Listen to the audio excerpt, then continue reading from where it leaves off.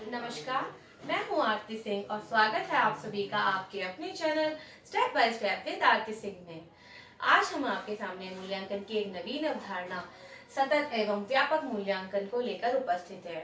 वर्तमान समय में ये सबसे ज्यादा प्रचलित अवधारणा है मूल्यांकन की, क्योंकि मूल्यांकन जब हम रूपरेख पढ़ रहे थे फॉर्मेटिव और समेटिव, इन सबका मिला जुला रूप ही हमारा क्या है, सतत एवं व्यापक मूल्यांकन है।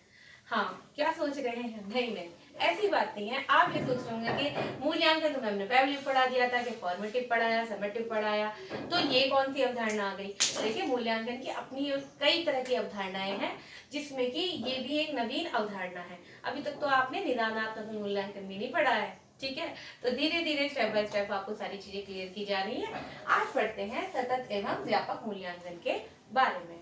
तो सबसे पहले पढ़ेंगे कि सतत, इसका मीनिंग क्या है। सतत यानी कि कंटिन्यूअस, यानी कि निरंतर, लगातार होने वाला मूल्यांकन, ठीक है। जिसमें कि क्या होता है कि लगातार हो, जैसे ही अध्यापन होता है उसके तुरंत बाद क्या हो, इवेल्युएशन हो। ये इवेल्युएशन जरूरी नहीं है कि एक वीक बाद हो या एक घंटे बाद हो या अध्यापन के तुरंत बाद हो या फिर महीने बाद हो, 2 महीने बाद हो, नहीं।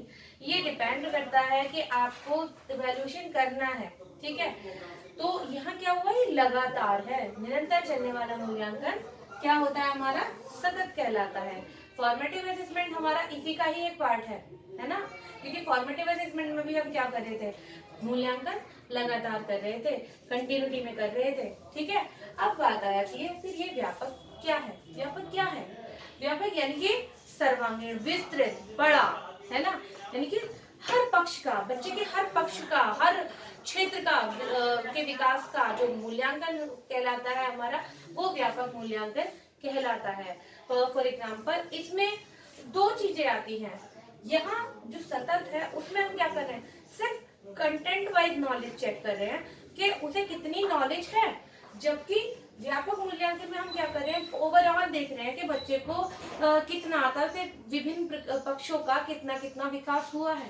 तो इसमें हम क्या करते हैं, जो हमारी पाठ्यचर्या संबंधी जो ज्ञान है बच्चे को, यानी कि जो टीचिंग लर्निंग प्रोसेस में जो उसने सीखा वो तो है ही है, प्लस उसमें साथ में वही चाहता है कि को करिकुलर एक्टिविटीज के माध्यम से बच्चे का कितना डेवलपमेंट हो रहा है, इसका भी इवेल्युएशन किया जाए।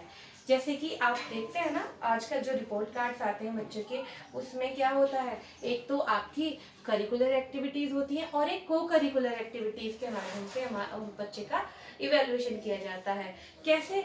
जैसे कि उसमें क्या क्या करते हैं, बच्चे के अंदर सामाजिक व्यक्ति गुण कैसे हैं, यानी कि व्यक्तिगत तौर पे बच्चे के अंदर सामाजिक गुण कैसे हैं, ठीक है। तो बहुत सारे गुण हो सकते हैं वो, जैसे जैसे बच्चे के अंदर नेतृत्व क्षमता कितनी है, बच्चे के अंदर मित्रता का भाव कैसा है, प्रतियोगिता का कितना भाव है उसके अंदर, और उसके अंदर समूह में खेलने की भावना कैसी है, उसमें मिलकर जुलकर काम करने की किस तरह की भावना है, और वह किसी चीज को करने में कितना सक्षम है, ठीक है। उसका शारीरिक विकास कैसा हो रहा है, उसका मानसिक विकास कैसा हो रहा है, सामाजिक कैसा हो रहा है, उसका सांस्कृतिक नैतिक कैसा विकास हो रहा है, उसका कितना हो रहा है, ठीक है।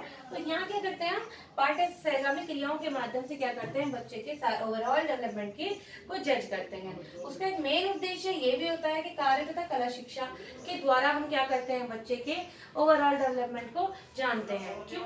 जैसे कि कार्य, काम करके जब बच्चा कोई काम करके सीखता है तो इफेक्टिव तो सीखता ही है, साथ ही उसके अंदर ही बहुत सारे गुणों का मापन भी हो जाता है।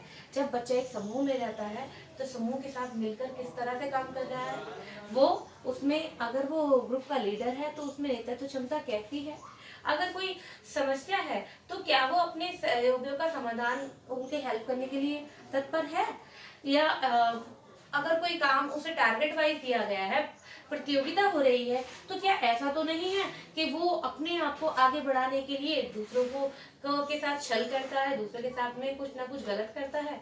तो यहाँ क्या हुआ, ओवरऑल क्या हुआ, बहुत सारी चीजें कार्य तथा कला शिक्षा के द्वारा, कला के द्वारा उसके अंदर जितनी भी उसकी इंटरनल फीलिंग्स हैं वो उजागर हो जाती हैं। क्योंकि कहते हैं ना, जैसे कि Hermann Rorschach ink blot test है, उनमें क्या हो रहा है, या टीएटी है, इनमें क्या हो रहा है, बच्चे से एक परसेप्शन किया जाता है। बच्चा एक उन कार्डों को देखकर क्या करता है कि स्टोरी इमेजिन करता है, और इसी तरह से वो क्या करता है, ड्रॉ भी करता है। जब ड्राइंग करता है तो उससे पता चल जाता है कि बच्चे ने के अंदर क्या फीलिंग है। अगर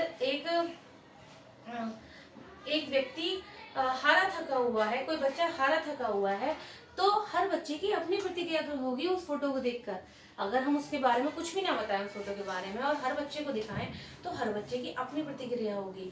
जो बच्चा अपने फैमिली के जो एनवायरनमेंट से परेशान है, वो जो सुखमय वातावरण नहीं है उनके घर में, तो वो क्या कहता है, वो ये कहेगा इसके मम्मी या पापा आपस में झगड़ा करते होंगे इसलिए ये ऐसा है। ठीक है। और दूसरा, एक बच्चा ये भी कह सकता है कि ये इस बच्चे के ऊपर ना बहुत लोड है, क्योंकि इसे अपने घर पे बहुत सारे काम करने होते होंगे। ठीक है।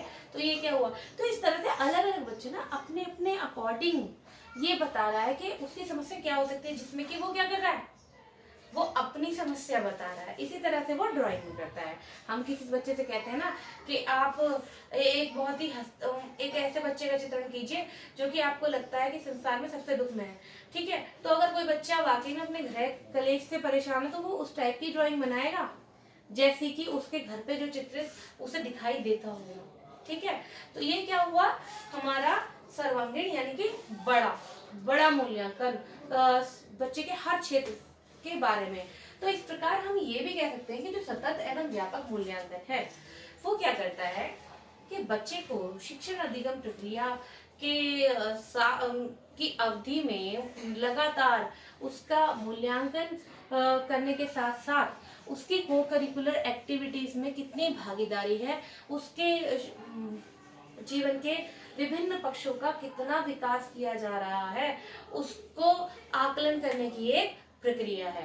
क्योंकि यहाँ पर हम क्या करते हैं, बच्चे के लिए बहुत सारी इंफॉर्मेशन कलेक्ट करते हैं। सबसे पहले कैसे करते हैं, बहुत सारी सोर्सेज हो सकते हैं उसके लिए।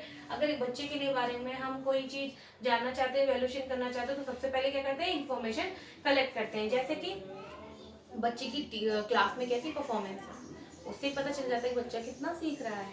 फिर उसकी जैसी वो एक्टिविटीज कर रहा है, चाहे वो स्कूल में हो, मतलब स्कूल में क्लास में हो, चाहे वो आपका जो खेल का मैदान है उसमें हो, चाहे वो प्रयोगशाला में हो, तो वहाँ क्या हो रहा है, उसकी एक्टिविटीज से क्या हो रहा है उसके बारे में सूचनाएं मिल रही है।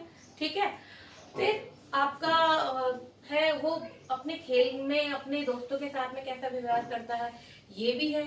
तो इन सब चीजों के द्वारा क्या हो रहा है, बच्चे के बारे में सूचनाएं मिल रही है और उनके द्वारा क्या हो रहा है, बच्चे का इवेल्युएशन किया जा रहा है। ठीक है। तो ये क्या हो गया हमारा सतत एवं व्यापक मूल्यांकन, जिसमें कि क्या हो रहा है, मूल्यांकन लगातार हो रहा है। उसमें सिर्फ और सिर्फ अधिगम का आकलन या मापन नहीं किया जा रहा, ओवरऑल मापन किया जा रहा है, आकलन किया जा रहा है बच्चे के सर्वांगीण विकास का, कि आखिर बच्चे ने कितना और कैसा सीखा है। ठीक है। तो आई होप आपको ये कंसेप्ट क्लियर हो गया होगा, क्योंकि आपको देखकर समझ में भी आ गया होगा कि वर्तमान समय में इसकी मोस्ट इम्पोर्टेंस है ना। क्योंकि इसके बिना क्या है, आज के टाइम में शिक्षण अधिगम प्रक्रिया अच्छे से नहीं चल सकती, क्योंकि मूल्यांकन शिक्षा का एक अभिन्न अंग है और महत्वपूर्ण अंग है, ये तो आपको पता ही है। लेकिन जब वो सतत और व्यापक रूप ले लेता है, तो क्या होता है, हमारी टीचिंग लर्निंग प्रोसेस और भी ज्यादा इफेक्टिव हो जाता है। क्यों हो जाता है, क्योंकि जब यहाँ पर लगातार कंटिन्यूअसली जब इवेल्युएशन हो रहा है, तो टीचर को पता चल जाता है कि उसकी कहाँ कहाँ तक कौन कौन सी कमियां हैं, और उन्हीं के रिगार्डिंग वो क्या करता है, उनमें सुधार करता है, अपने शिक्षण विधियों में सुधार करता है। ठीक है। और अपने टीचिंग को और भी ज्यादा इफेक्टिव बनाने की कोशिश करता है। तो यहाँ ये आपको क्लियर हो गया होगा कि सतत और व्यापक मूल्यांकन क्या है। मिलते हैं अपनी नेक्स्ट वीडियो में। धन्यवाद।